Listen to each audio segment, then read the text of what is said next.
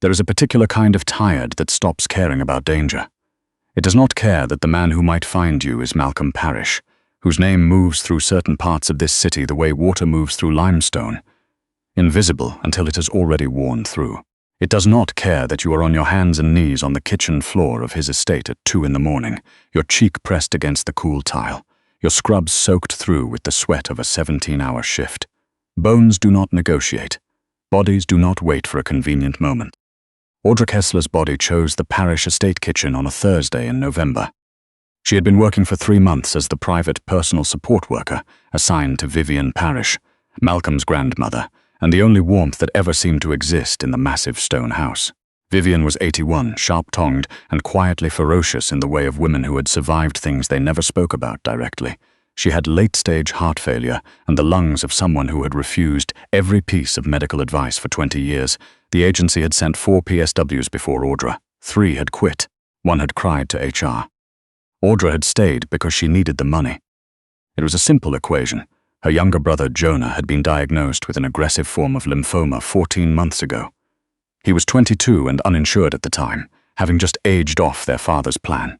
The treatments were working. The last scan had shown the tumors shrinking, but working slowly and at a cost that Audra had stopped being able to look at directly on paper. She had borrowed $11,000 from a man named Douglas Slater, a lender who operated out of a strip mall office on the east side, and charged interest in increments designed to compound faster than anyone working 3 jobs could ever keep up with. She worked at the estate 5 days a week. She stocked shelves at a drugstore on Tuesday and Thursday nights. She took weekend agency hours wherever she could get them. She had slept in her car twice that month because driving home after a double shift felt like a risk she could not afford to take.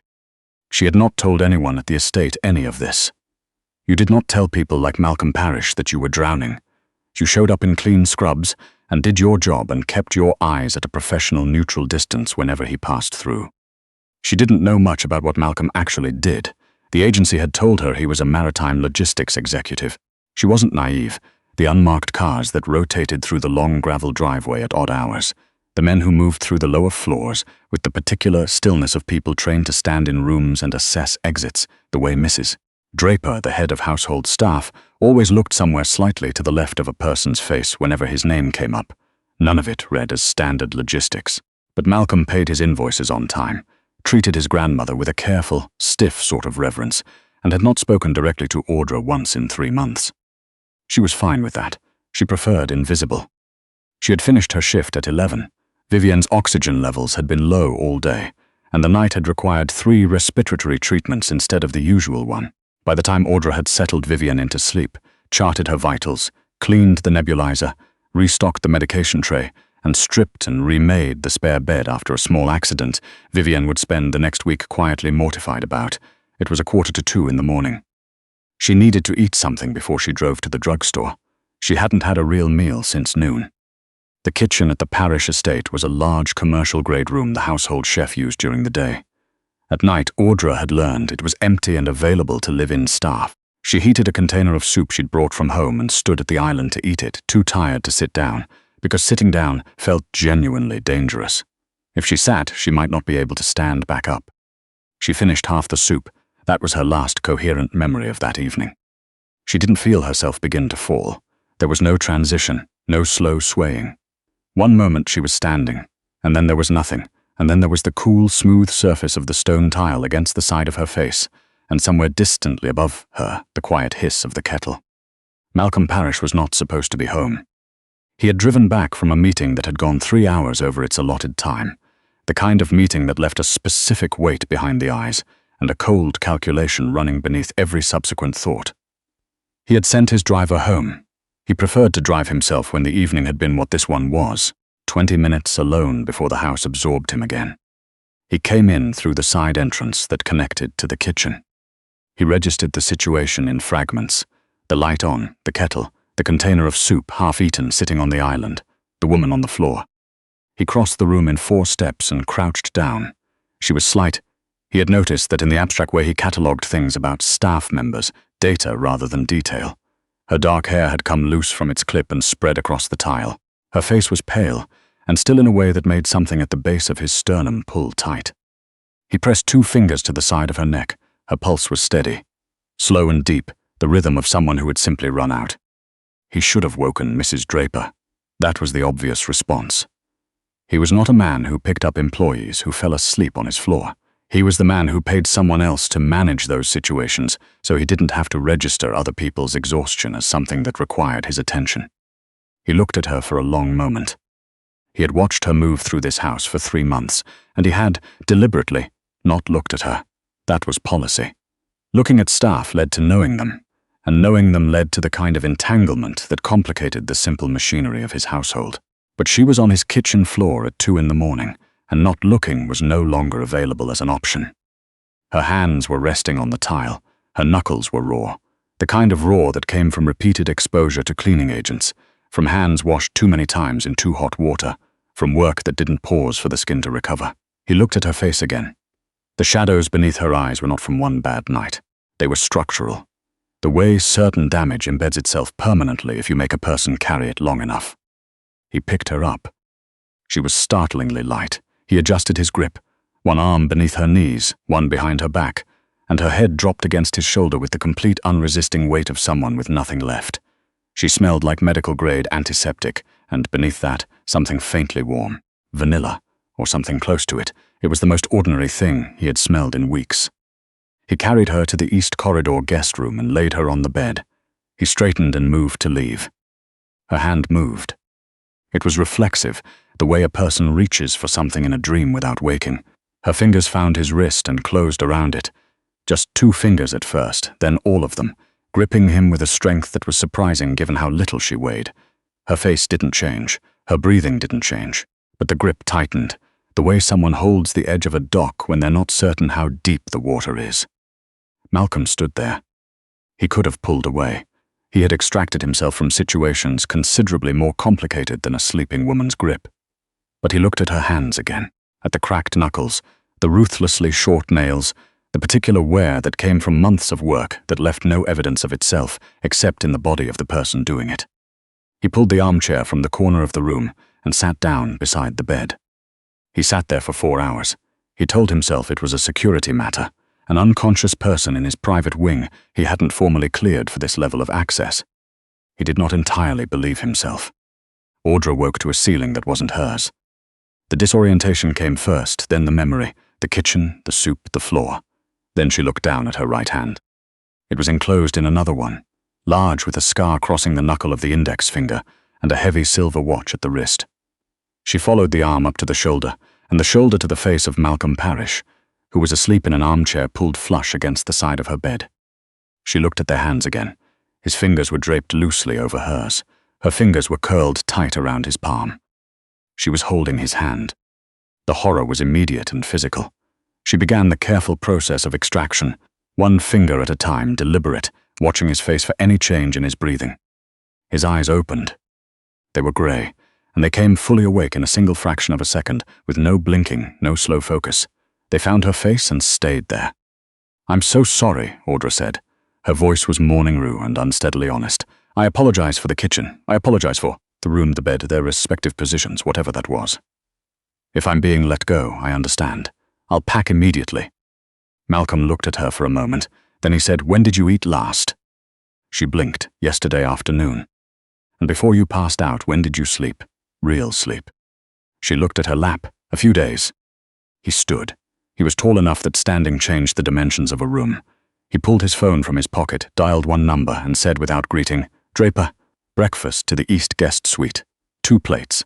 He listened, then said, simply, "I don't care what time it is," and ended the call. He put the phone away and looked at her. "Your shifts are covered for the next week. Full pay." Audra opened her mouth. "Mrs. Draper has the overnight. It's arranged." "I can't afford to take time off." She stopped.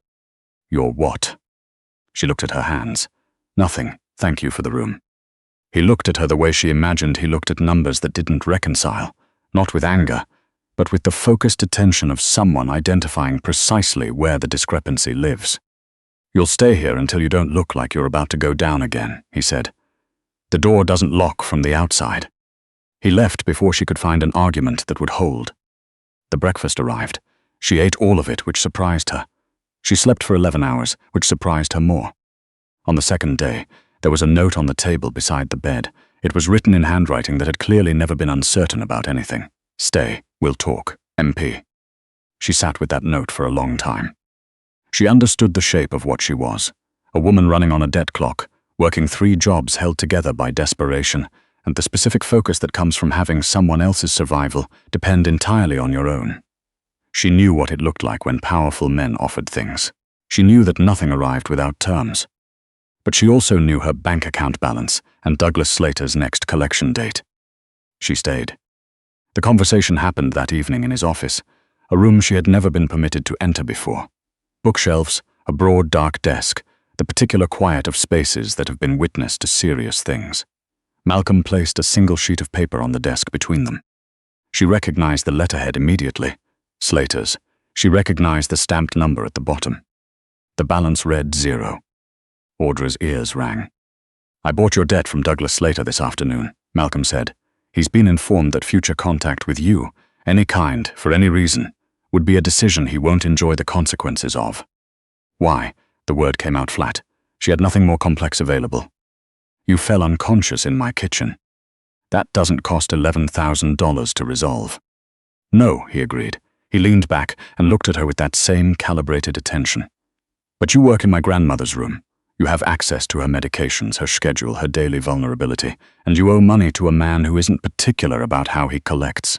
That makes you a person under pressure, and people under pressure can be leveraged. I wouldn't. I know you wouldn't, he said, and something in the directness of it stopped her. That's why I acted before someone else worked out that they could try. He slid another folder across the desk. There's a second matter. My private quarters, my office, my bedroom, the secured study in the north wing. The general staff don't enter those rooms. I need someone who does. Audra looked at the folder, an employment contract. The salary figure made her breath shorten. You want me to clean your private rooms? I want someone I've assessed to manage them. You've worked in this house for 3 months, and you've never taken anything that wasn't yours, never stayed in a room longer than required, never tried to access anything outside your assignment. You're competent, and you're discreet, and you've demonstrated, at apparently significant personal cost, that you don't break. She looked at the contract. She looked at the 0 balance on Slater's paper. She thought about Jonah's last invoice, and the number that had made her sit very still for a long time before she could put it back in the envelope. The 11,000, she said, terms. No interest. A portion of your salary, whichever portion you set, applied monthly until it's clear. That's not how men like you do business. No, he said evenly, it isn't. He didn't explain the deviation. He placed the pen on top of the contract and waited. She signed. The adjustment from the lower floors to the master wing was like crossing into a different country. Downstairs, the house had the logic of a managed household, the invisible choreography of staff who knew how to move around each other. Upstairs, Malcolm's wing had the logic of a single person who had organized everything around function and silence. She learned the shape of him through the things he left behind. He kept 3 different notebooks active simultaneously, each for a different category of problem, and the handwriting in each was the same controlled precision as his note. Except on the pages he had clearly written after midnight, where the letters loosened and leaned. He owned no food that required any preparation. He slept in short intervals and woke at irregular hours. The only thing in his room that suggested anything other than pure utility was a photograph on the nightstand, a younger Vivian laughing at something off-camera in a garden that no longer existed. She was tidying the far end of his office on a quiet Tuesday when she heard him come in. She hadn't expected him. She had checked the security rotation. He came through the door and registered her presence with a slight recalibration. Not surprise exactly, more the expressions of someone adjusting a route when they find the road has changed. He walked to the small bar cart at the corner of the room, poured a glass without measuring, and drank half of it standing there with his back to her. I'll finish tomorrow, Audra said quietly. I didn't realize you'd returned. Stay. He didn't turn around. She waited. He poured the second half of the drink, set the glass down, and walked to his desk with the particular heaviness of someone who has spent everything they had. He sat down, put his elbows on the wood, and buried his face in his hands. He stayed there, breathing, not speaking. Audra stood still for a moment. Then she turned back to the bookshelves. She did not speak. She did not look at him directly. She simply continued slowly, quietly, the way she had learned to move in Vivienne's room when Vivienne was in pain but refusing to acknowledge it. She moved along the shelves in order, methodical, unhurried. The silence in the room changed texture as she worked, from the tight, pressurized kind to the hollow kind, which was not comfortable exactly, but was at least not threatening. When she finished the far wall and turned back, he was asleep. His head rested on his forearms. His breathing was slower and deeper than she had ever heard from him before, the genuine, unguarded rhythm of a person who had finally let something put them down. She crossed the room quietly. The desk lamp was harsh at this angle, casting hard light across the side of his face. She reached out and switched it off. The room went soft and blue, the winter light from the windows doing the rest. She turned and walked out and pulled the door shut behind her. The next morning, in the exact spot on the desk where she'd been working, sat a small bakery box from a place in the annex she'd mentioned to Vivienne once, in passing 3 weeks ago. Inside was a single slice of carrot cake with cream cheese frosting. No note. She understood anyway. 3 weeks later, on a Sunday night, she heard the private elevator engage at 1 in the morning. The estate had been running on a different frequency all day. The security detail had doubled without announcement. Bram, Malcolm's second, a lean, contained man who communicated almost entirely in brief sentences and precise looks, had been moving through the lower floors with the focused quiet of someone running through contingency plans. Audra had stayed in her room and tried not to count the things she didn't know about. When the elevator arrived, she heard footsteps in the corridor, and something in the rhythm of them was wrong. She opened her door. Malcolm was moving down the hall with his left arm pressed tight against his ribs, his posture pulled inward around some focal point that was organizing all his remaining energy. His shirt was dark on the left side and getting darker. He moved with the deliberate concentration of a person choosing to remain upright through sheer compressed will. Mr. Parrish, she was already moving toward him. Go back to your room. His voice was controlled. That was the frightening part. How controlled it was. You're bleeding through your shirt. I'm aware of that. He put a hand against the wall and kept moving. There's a black kit under the bathroom sink. Bring it to the bedroom. You need Audra. He stopped. He turned his head and looked at her. His face was the color of old paper. Please. She found the kit under the marble sink. Heavy, black canvas, packed with the practiced efficiency of someone who had needed it before. She brought it to the bedroom, where he had gotten as far as the edge of the bed, and sat there with his eyes at a particular angle. The angle of a person doing careful arithmetic on how much they still have. Take your shirt off, she said. He looked at her. I've been a PSW for 4 years, she said. I've dressed wounds worse than whatever's under there. Take it off, or I'm getting Bram. He took off his shirt. The laceration was long and ugly, low on his left side, dragged hard and deep. A knife wound, she registered and then filed away, because categorizing the cause came after managing the effect. It was bleeding steadily, but hadn't reached anything that would kill him quickly, which she noted and then set aside because relief was for afterward. This will hurt, she told him, the same warning she gave Vivienne before anything uncomfortable. Not a question, just the truth, offered in advance. I know. She opened the saline, held the gauze ready, and poured it directly into the wound. The sound he made was not loud. It was the sound of a person feeling pain through a very small opening, a short, controlled exhale, his entire body going rigid. His hand found her wrist. Not hard, not a grip that directed her, a grip that simply existed. The way a person holds something when they need confirmation that the world is still physical and solid and present. She worked quickly. She had learned steady hands in hospital rooms and emergency moments with Jonah. In situations where shaking was not an option she could afford. She cleaned the wound, packed it, closed the edges with butterfly strips, and wrapped a pressure dressing around his torso with the precision of someone who cared too much to rush. When she was done, she sat back on her heels and looked at the blood on her hands. There was always a moment after, a moment when the adrenaline stepped back and let you look at what had just happened. Malcolm looked down at her. You're shaking, he said quietly. I'm fine. You're shaking, he said again. And this time he reached down and wrapped both of his hands around both of hers, carefully, the way you steady something fragile enough to matter. She looked up at him. This close, she could see things she hadn't been able to see from any of the careful professional distances she'd maintained.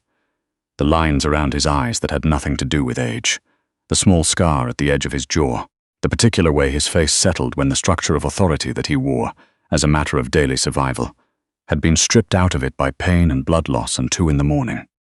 He looked like a person, just a person, the same as anyone else, carrying something heavier than they should have to carry alone.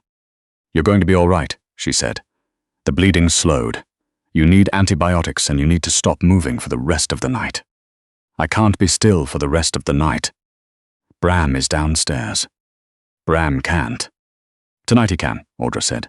She did not raise her voice. She used the tone she used when Vivienne was being stubborn about her oxygen, the one that was not unkind but left no room.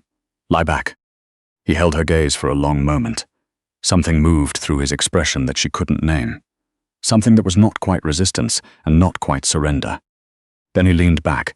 She helped him the rest of the way, one hand between his shoulder blades, guiding, and pulled the duvet up over him carefully, clear of the bandaging. She collected the kit and the ruined materials and was reaching for the bedside lamp when his hand closed around her wrist. He said, "Don't go." Not the voice that ended conversations.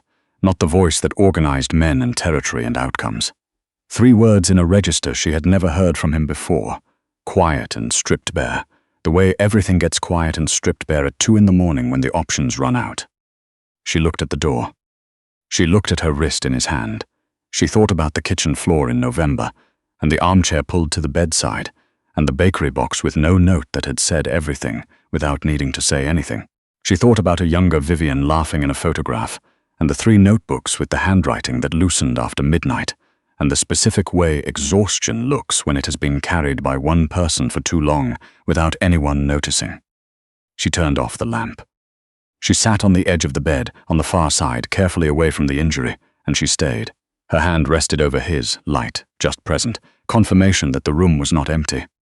His breathing deepened within minutes, slowed, settled into the rhythm she had come to recognize from Vivienne, the rhythm of someone who had finally, reluctantly, allowed themselves to stop. Audra sat in the dark and listened, and thought about what it meant that the most dangerous man she had ever been in a room with was the first person in 2 years who had made her feel like the ground under her feet was solid. She had come into this house as a ghost. Invisible preferred it that way, collecting a paycheck and a debt payment and not asking for anything else. She had not expected to be seen.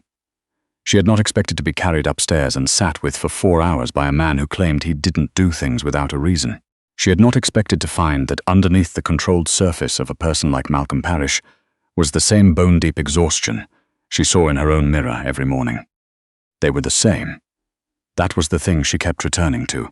Different cages, different weights, different kinds of damage, but the same fundamental architecture of a person who had learned to keep going past the point where going should have been possible. She could leave. The door was unlocked. She had been told that on the first night and she had not forgotten it. She didn't want to leave. For the first time in 2 years, she didn't want to be anywhere other than exactly where she was. She was still there when the first grey light came through the curtains, still on the edge of the bed, still holding his hand, or him holding hers. She had stopped being able to tell which was which, somewhere around 4 a.m, and found she didn't particularly want to sort it out. There are people who enter your life as the last resort and become the only thing that makes any of the rest of it make sense. Audra hadn't been looking for that. She'd been looking for a way to keep Jonah alive and Slater off her door and enough sleep to function. She'd found all of that. She'd also found something she hadn't had a category for. But outside the reinforced walls of the parish estate, the city was waking up. And somewhere across it, the people who had put that wound in Malcolm's side were making a decision about what they'd seen through the window of the East Wing on a Sunday night. A light. A woman's a man who had, for the first time in a very long time, let someone stay. They were going to use that. And God help anyone who thought Audra Kessler, who had held her brother's hand through 14 months of chemotherapy and never once let him see her break, was going to walk quietly away from the first safe thing she'd found. Hit like, subscribe to Rich Boss, and tell me in the comments, would you have stayed in that room, or would you have walked out the door?